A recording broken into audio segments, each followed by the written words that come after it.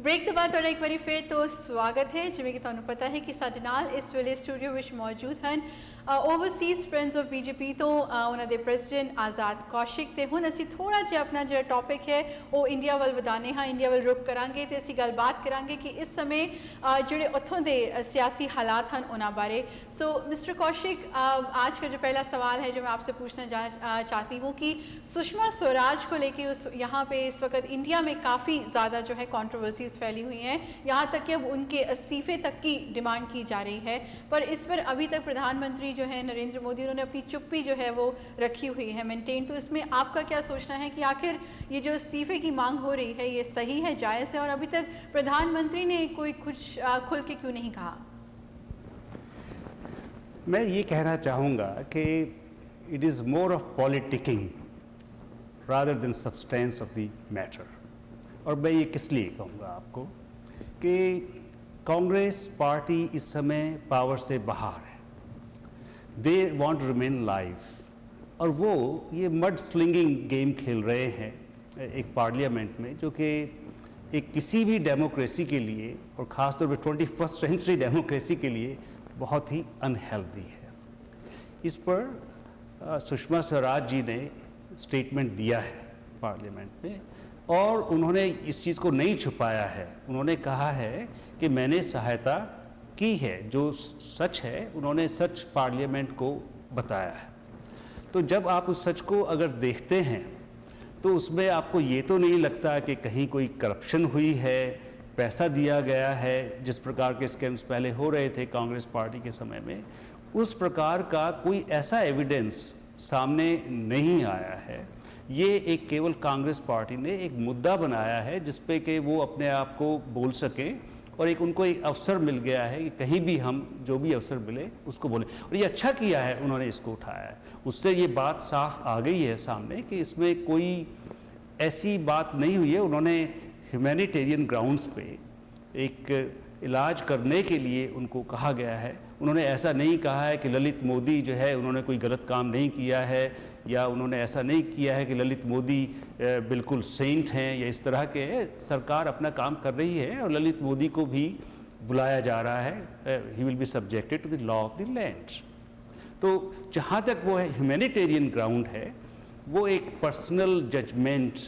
Cultural values, personal ethos, personal values, humanitarian grounds के ऊपर अगर उन्होंने किया है तो ये उचित है। पर सर यहाँ पे क्वेश्चन काफ़ी सारे उठ रहे हैं सुषमा जी के ऊपर भी और बीजेपी के ऊपर भी एंड नरेंद्र मोदी के ऊपर भी। अगर देखा जाए ललित मोदी ਜਦੋਂ ਸੁਸ਼ਮਾ ਜੀ ਨੇ ਉਹਨਾਂ ਦੀ ਸਿਫਾਰਿਸ਼ ਕੀਤੀ ਸੀ ਭਗੌੜੇ ਸੀ, ਰਾਈਟ। ਜਦੋਂ ਤੁਸੀਂ ਇੰਡੀਅਨ ਗਵਰਨਮੈਂਟ ਦੇ ਵਿੱਚ ਮਿਨਿਸਟਰ ਹੁੰਦੇ ਜੋ, ਭਾਵੇਂ ਹਿਊਮੈਨਿਟੇਰੀਅਨ ਗਰਾਊਂਡ ਹੋਵੇ ਭਾਵੇਂ ਜਿਹੜੀ ਮਰਜ਼ੀ ਗਰਾਊਂਡ ਹੋਵੇ, ਤੁਸੀਂ ਕਿ ਭਗੌੜੇ ਦੀ ਹੈਲਪ ਕਿਉਂ ਕਰਦੇ ਹੋ? ਫਿਰ ਜੋ ਤੁਸੀਂ ਕਰ ਰਹੇ ਜੋ ਤੇ ਤੁਸੀਂ ਆਪਣੇ ਡਿਪਾर्टमेंट ਨੂੰ क्यों नहीं दस रहे? देखिए, मैं नहीं समझता कि वो भगोड़े की हेल्प कर रहे हैं। वो भगोड़े हैं और मुझे ये भी पता है उसके बाद उनको जो है ललित मोदी के जो लीगल जो प्रोसेस है वो उनके विरुद्ध चल रहा है और उनको इंडिया लाया जाएगा और इंडियन लॉ को सब्जेक्ट किया जाएगा। तो भगोड़े की यहाँ पर हेल्प नहीं हो रही है। भगोड़ा तो भगोड़ा है ये और ये सुषमा जी ने नहीं कहा है कि वो भगोड़ा नहीं है। ये नहीं, उन्होंने केवल इतना कहा है कि उनकी पत्नी वो कैंसर से ग्रस्त थी, बीमार थी और उनको मेडिकल एड के लिए सहायता थी। तो उन्होंने सिर्फ ये कहा है कि हमें कोई ऑब्जेक्शन नहीं है कि अगर ब्रिटिश गवर्नमेंट इस विषय पर कोई डिसीजन लेती है। उन्होंने ब्रिटिश गवर्नमेंट पर कोई अपना डिसीजन इम्पोज नहीं किया और वो कर भी नहीं सकते। ये दो अलग अलग देश हैं। जो डिसीजन है वो ब्रिटिश गवर्नमेंट का डिसीजन है इस विषय पर। तो लेकिन उन्होंने केवल इतना ज़रूर कहा है ऑन ह्यूमैनिटेरियन ग्राउंड्स कि अगर ब्रिटिश गवर्नमेंट जो भी डिसीजन लेती है उसको हम ऑब्जेक्ट नहीं करेंगे। इतने हुण एक होर क्वेश्चन है सर, वसुंधरा राजे जो बीजेपी दे ही राजस्थान दे चीफ मिनिस्टर ने, सीएम ने, उन्होंने भी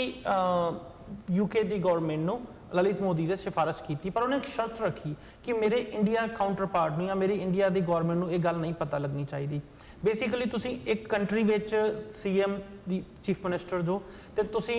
दूजे कंट्री में सिफारिश कर रहे जो, सिफारिश भी कर रहे जो जिहड़ा कि भगोड़ा है इंडिया के लॉ तो तुहानूं नहीं लगता किते ना किते इत्थे भी कुछ गलत है?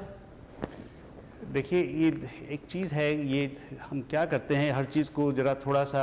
सरसरी तौर पर देखते हैं, मैंने इसको थोड़ा सा मैंने भी देखा, शुरू में मुझे भी गलत लगा, मुझे भी बहुत गलत लगा कि ऐसा एक चीफ मिनिस्टर को नहीं करना चाहिए।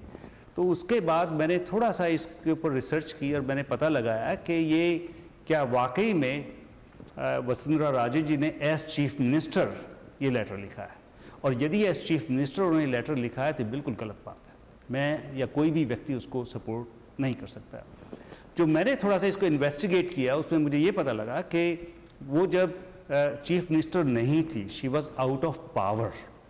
उस समय उन्होंने कोई लेटर उनको लिखा है, और मुझे ये भी पता लगा है उनकी कोई बिजनेस रिलेशनशिप है। जी हाँ। होटल्स में उनकी काफ़ी इन्वेस्टमेंट है वहाँ पे, टूरिज्म पे, जिसपे भी काफ़ी मुकदमे चल रहे हैं कि शायद उन्होंने सरकार की जो ज़मीन है उसे हड़पा हुआ है।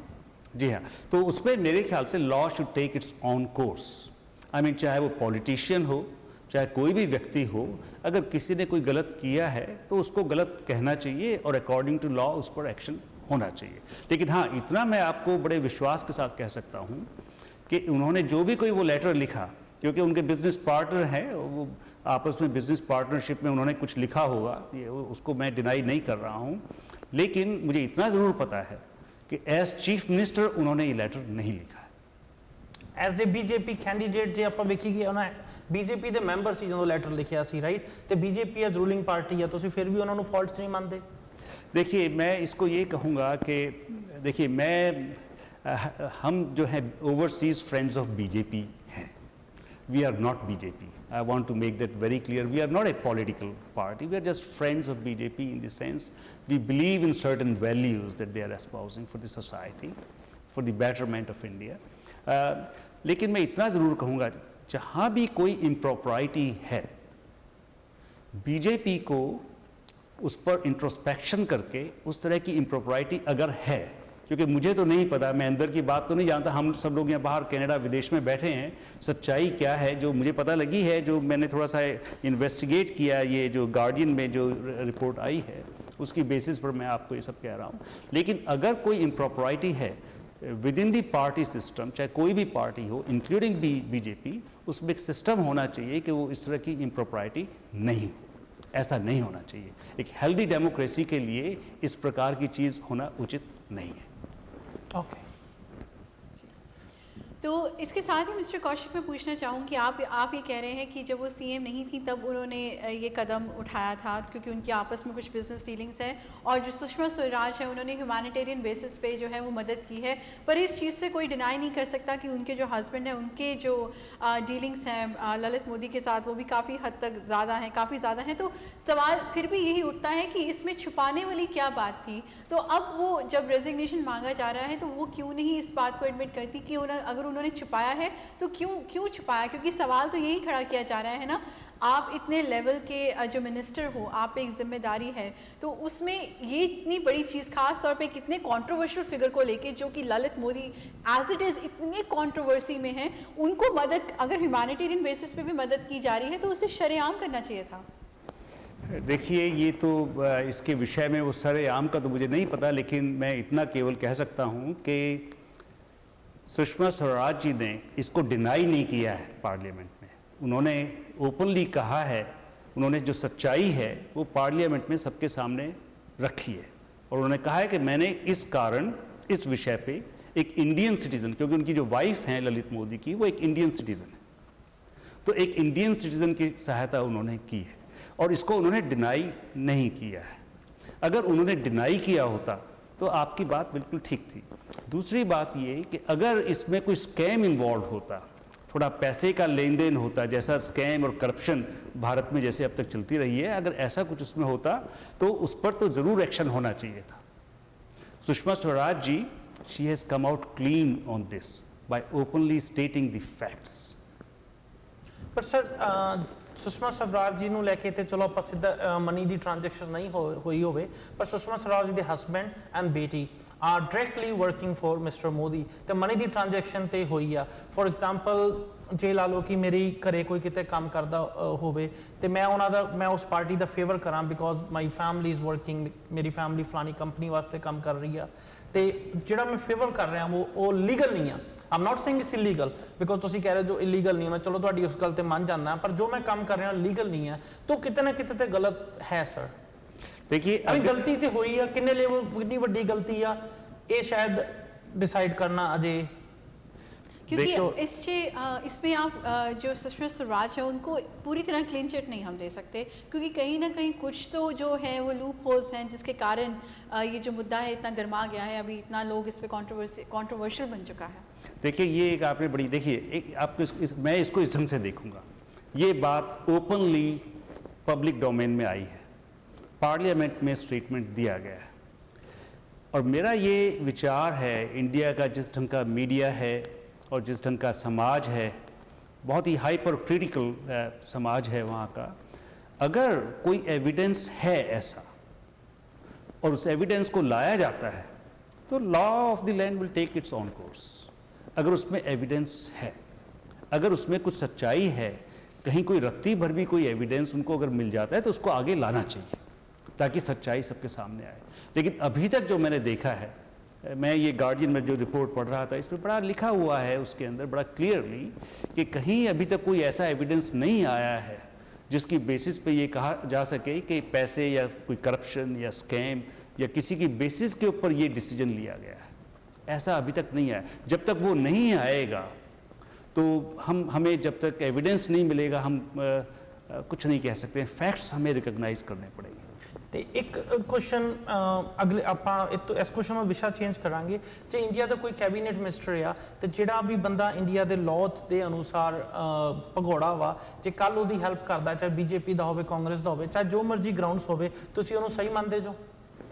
देखिए ये थोड़ा सा ग्रे एरिया है, ये थोड़ा सा एक ग्रे एरिया है।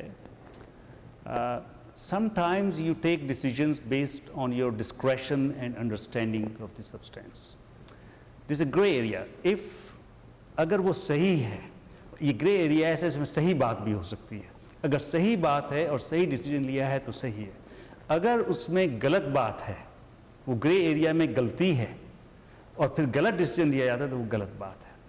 तो ये ग्रे एरिया, इसको थोड़ा डिसिफर करने की ज़रूरत है, इसको बड़ा क्लैरिटी लाने की ज़रूरत है कि इसकी असलियत